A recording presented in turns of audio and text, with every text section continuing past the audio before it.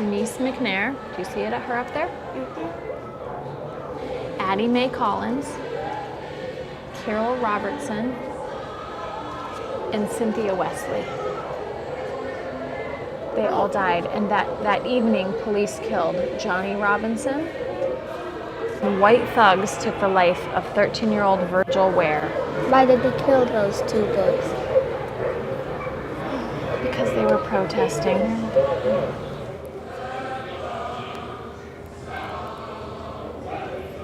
Please move to the back of the bus. I need that seat now. Please move back. If you can sit there in other buses, suppose you get off and into one of them.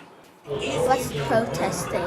When you are saying this is not fair, this is not right. So one of the ways they protested was they quit riding the bus for an entire year.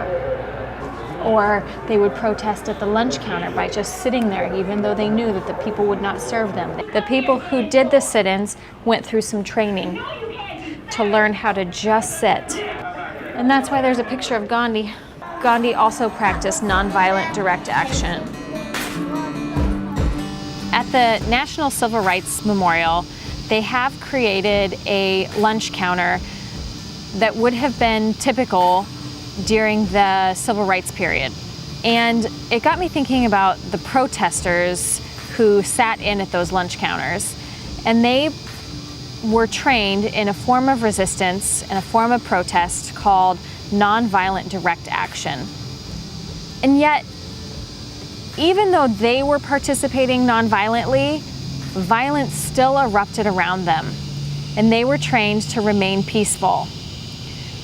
And so it got me wondering, if violence erupts around a nonviolent protest, where does the fault lie? Who is to blame?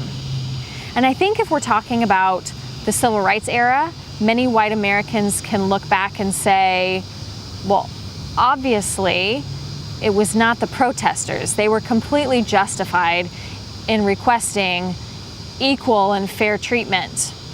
But what about today? What if there is a protest that is intended to be nonviolent that turns violent? Where does the blame lie today? And I think that becomes a little more difficult for us as white Americans because it's harder for us to see the inequalities. Because on paper, we're supposed to be equal. Legally, we are equal. And so, what is the reason for the protest? That's where it becomes more difficult. So I would encourage you to stop and think. If you see a protest that turns violent, who is to blame? Great stumbling block in his stride toward freedom is not the white citizens' council or the Ku Klux Klan, but the white moderate who is more devoted to order than to justice, more devoted to order than to justice.